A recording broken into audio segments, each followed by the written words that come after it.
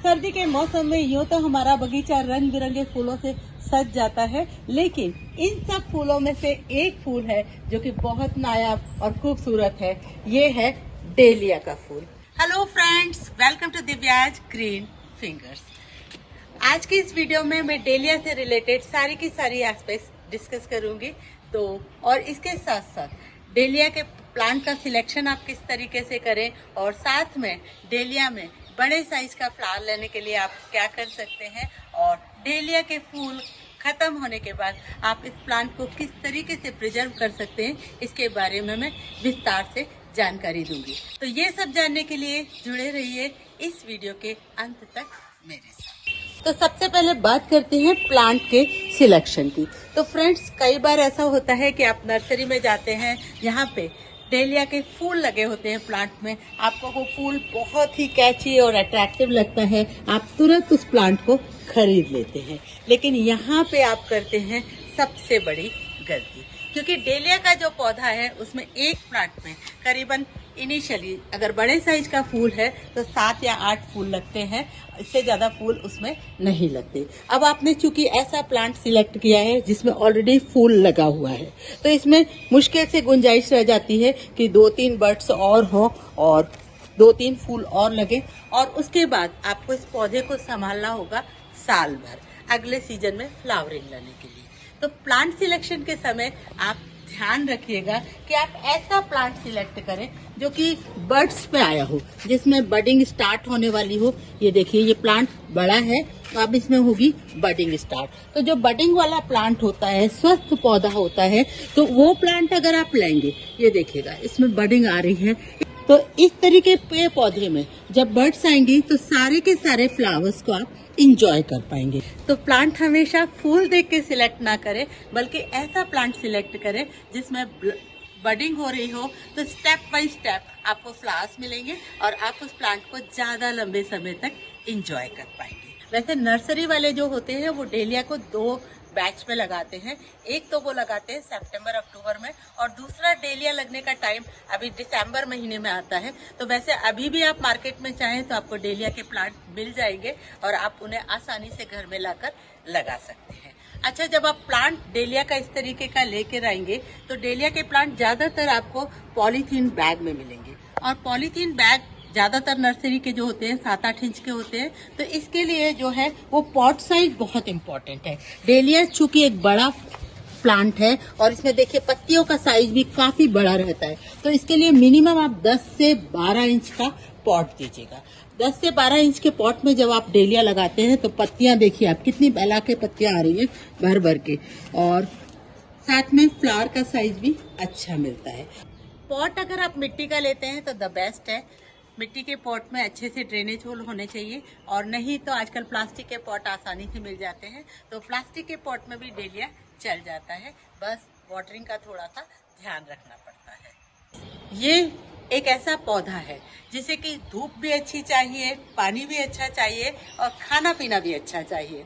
तो आप इसके लिए जो सॉइल मिक्सचर बनाएंगे वो काफी रिच बनाएं। इसके लिए एक हिस्सा आपके हिस्से की गार्डन सॉइल, आपके एरिया की गार्डन सॉइल लीजिएगा, 1.5 हिस्सा इसमें आप वर्मी कंपोस्ट ले लीजिएगा, थोड़ा सा लीफ मोल्ड कंपोस्ट ले लीजिएगा अगर है तो, और इसके साथ आप इसमें 1 हिस्सा कोकोपीट मिला सकते हैं या राइस हस्क मिला सकते हैं।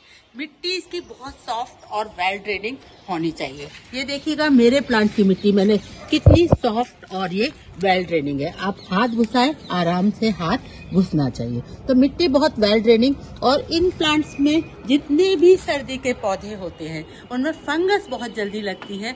तो 1 चम्मच एक गमले के हिसाब से छोटा स्पून आप फंजीसाइड पाउडर मिलाइएगा। मैं मिलाती हूँ साफ, आप साफ मिला लीजिएगा, वेबिस्टीन मिला लीजिएगा, कोई भी फंजीसाइड पाउडर मिलाना जरूरी है। साथ में मिलाइएगा 2 मुट्ठी नीम खली, और अगर आप इस्तेमाल करते हैं तो आप इसमें 2 मुट्ठी बोन मिल मिला लीजिएगा। मैं इस्तेमाल नहीं करती तो मैं अपनी मिट्टी में कभी भी बोन मिल नहीं मिलाती। तो इस तरह की वेल ड्रेनिंग और सॉफ्ट से सॉइल मिक्सचर में आप लगा लीजिएगा अपने डेलिया के पौधे को। तो जब ये पौधा लगा लिया और थोड़ा सा एस्टैब्लिश हो गया, 10 दिन हो गए पौधे को लगाए हुए, तो फिर आप इसमें लिक्विड फर्टिलाइजर देना शुरू करिएगा। मैंने जो लिक्विड फर्टिलाइजर अपने डेलिया को दिया है वो है सरसों खली का लिक्विड फर्टिलाइजर। सरसों खली का लिक्विड फर्टिलाइजर में आपको माइक्रो न्यूट्रिएंट्स बहुत अच्छे से मिल जाते हैं। तो उसमें मैंने लिया था 2 मुट्ठी सरसों खली और थोड़े से दाने डीएपी के लिए थे, और इसके साथ साथ मैंने थोड़ा सा गुड़ मिलाया था और इसको मैंने 3 दिन भिगो दिया था। और भिगोने के बाद जब वो फर्मेंट हो गया तो 10 लीटर पानी में मिलाकर 1-1 मग पानी मैं इसको हर 7-8 दिन के अंतराल पे देती हूँ। तो पौधे की आप ग्रोथ देखिएगा, इसमें बडिंग अच्छे से हो रही है, तो आप देख सकते हैं कि पौधे किस तरीके से अच्छे से ग्रो हुए हैं। आप इसमें चाहें तो केमिकल फर्टिलाइजर भी दे सकते हैं। केमिकल फर्टिलाइजर के लिए इनिशियली जब ग्रोइंग पीरियड है तो आप बैलेंस फर्टिलाइजर NPK 19-19-19 का दीजिएगा, और जब पौधा आपका 1-1.5 फीट बड़ा हो जाए तो आप उसमें दीजिएगा फिर फास्फोरस और पोटाश युक्त फर्टिलाइजर। तो उसमें आप N वाला कम रेशियो दे दीजिएगा, और दूसरे जो कॉम्बिनेशन आते हैं जिसमें फास्फोरस और पोटाश रिच फर्टिलाइजर आता है वो आप 1 चम्मच 1 लीटर पानी में घोलकर 100-100 ग्राम अपने हर गमले को वीकली बेसिस पे दीजिएगा, क्योंकि इसमें फर्टिलाइजर की बहुत जरूरत होती है। जितनी अच्छी धूप, जितना अच्छा फर्टिलाइजर आपके प्लांट को मिलेगा, आपका प्लांट उतना ही अच्छे से बढ़ेगा। वैसे सरसों खली के फर्टिलाइजर का मेरा पर्सनल एक्सपीरियंस है, बहुत अच्छी फ्लावरिंग होती है, और मैं तो अपने सारे के सारे फ्लावरिंग प्लांट में ज्यादातर सरसों खली फर्टिलाइजर यूज करती हूँ, और इसका मैंने एक डिटेल्ड वीडियो भी मैंने बनाया है, तो आप चाहें तो किस तरीके से फर्टिलाइजर मैं बनाती हूँ उसको चेक कर सकते हैं। सनलाइट के लिए जैसे मैंने बताया कि इसको फुल सनलाइट चाहिए, 6 घंटे की 5-6 घंटे की सनलाइट इसके लिए आवश्यक है, फूलों को अच्छा से खिलने के लिए, प्लांट को अच्छे से डेवलप होने के लिए। तो आप इसे फुल सनलाइट वाले एरिया में रखिएगा, धूप में रखिए, ओपन गार्डन में रखिए, और सनलाइट के साथ साथ एरिएशन भी बहुत अच्छा मिलना चाहिए, और इसमें हवा लगनी चाहिए। अगर इनमें हवा नहीं लगती है पौधों में तो इनमें फंगस की समस्या बहुत ज्यादा दिखाई देती है। तो हवा भी लगनी चाहिए और धूप भी अच्छी लगनी चाहिए। और मिट्टी मैंने जैसे आपको बताया है कि बहुत ही फ्री फ्लोइंग और बहुत वेल ड्रेन्ड मिट्टी होनी चाहिए। अब बात कर लेते हैं वाटरिंग की। तो ये देखिएगा, मैं आपको बना के बताती हूँ, मेरी ये जो सॉइल है ये एकदम मॉइस्ट है, तो मॉइस्ट आपकी मिट्टी होनी चाहिए। लेकिन अगर मैं इसे निचोड़ूं तो पानी नहीं निकल रहा है, तो मतलब पानी निकलेगा तो मिट्टी सौगी है, तो सौगी नहीं पर मॉइस्ट होनी चाहिए। स्पेशली फ्लावरिंग सीजन में अगर मिट्टी मॉइस्ट होगी तो आपके फ्लावर्स बहुत अच्छे से खिलेंगे और उनका साइज भी अच्छा आएगा। अब यहाँ पे मैं एक ट्रिक बता रही हूँ आपको कि इसकी फ्लावर का साइज बड़ा लेने के लिए। डेलिया में कई बार फ्लावर ऐसे भी आते हैं एग्जीबिशन वगैरह में, 12-12 इंच के डायमीटर के फ्लावर्स मैंने एग्जीबिशन में देखे हैं। तो उनके लिए जो प्रोफेशनल ग्रोअर होते हैं वो एक ट्रिक अपनाते हैं। ये देखिएगा, डेलिया में एक बार में 3 फूल खिलते हैं। ये देखिए, एक बीच वाला और साइड वाला। तो जो साइड वाला होता है उसको वो निकाल देते हैं। हालांकि मैं ऐसा नहीं करूंगी क्योंकि मुझे नंबर ऑफ फ्लावर्स ज्यादा चाहिए बजाय कि साइज बड़ा करने के। और एक और चीज कि ज्यादा फ्लावरिंग के लिए क्या करते हैं कि इसकी जो टिप होती है ऊपरी, इनिशियल लेवल पे, अभी मेरे प्लांट में नहीं दिख रही है, इनिशियल लेवल पे ये देखिएगा, अगर मैं इसकी टिप निकाल दूंगी तो यहाँ पे इसकी साइड ग्रोथ आएगी। साइड ग्रोथ आएगी तो उसमें ब्रांचेज निकलेंगी और उसमें फिर फ्लावर बनेगा। तो मेरे को नंबर ज्यादा चाहिए होते हैं, इसलिए मैं एक आध बार आप चाहें तो इसकी ऊपरी टिप हटा दें। बार बार आपको इसमें पिंचिंग नहीं करनी है, 1-2 बार आप पिंचिंग करेंगे तो आपकी डेलिया में फ्लावरिंग अच्छे से होगी, नंबर ऑफ फ्लावर्स ज्यादा आएंगे। ऑल्दो फ्लावर का साइज उतना बड़ा नहीं रहेगा। ये देखिएगा, मेरे फ्लावर का साइज करीबन 8 इंची का है, तो I am happy with it. ये डबल टोन का फ्लावर है, कुछ सिंगल टोन के भी है। इसमें बहुत सारे ब्राइट और वाइब्रेंट कलर के फ्लावर्स आते हैं डेलिया में, टाइम टू टाइम खिलते हैं। तो एक्चुअली डेलिया के साथ प्रॉब्लम यही है कि एक साथ इसके फ्लावर मैंने लगा नहीं रखे, तो एक साथ ये नहीं खिलेंगे, तो मैं आपको ज्यादा फूल नहीं दिखा पाऊंगी। एक और चीज कि डेलिया 2 तरीके के आते हैं। तो ये वाला जो डेलिया है वो हाइट पकड़े हुए है, तो इसको स्टेकिंग करना जरूरी होता है। अगर आप इसको लकड़ी से बांधेंगे नहीं तो ये पौधा पूरा का पूरा झुक जाएगा। तो बांस से हम इसकी स्टेकिंग करते हैं, तो ये पौधा अच्छे से चलता है, सीधा सीधा खड़ा रहता है और उसमें फ्लावरिंग अच्छे से आती है। डेलिया की और फास्ट ग्रोथ चाहते हैं और अच्छी फ्लावरिंग चाहते हैं तो इसके लिए आप केमिकल फर्टिलाइजर भी यूज कर सकते हैं। इसके लिए मैं आपको एक कॉम्बिनेशन बताती हूँ कि 2 मुट्ठी आप लीजिएगा सरसों खली, 1 लीटर पानी में उसे भिगो दीजिएगा। इसके अलावा DAP का 18-40 का कॉम्बिनेशन ले लीजिएगा आप, 10-12 ग्राम ले लीजिए और उसे भी 1 लीटर पानी में अलग से भिगो दीजिएगा और 4 दिन इनको भीगा रहने दीजिएगा। इसके बाद आप लीजिएगा सिंगल सुपर फास्फेट, 2 चम्मच करीबन सिंगल सुपर फास्फेट ले लीजिएगा और इन दोनों पानी को 4 दिन बाद जब ये पानी फर्मेंट होकर बन जाए तो उसमें 5 लीटर पानी मिला लीजिए और आप दे दीजिएगा इसको रिम साइड से। पत्तों को बिल्कुल टच नहीं करना चाहिए क्योंकि अगर पत्तों को टच कर गया तो आपके पौधों में लग जाएगी फंगस और इसमें फंगस का अटैक बहुत ज्यादा होता है, तो आप इस बात का ध्यान रखिएगा।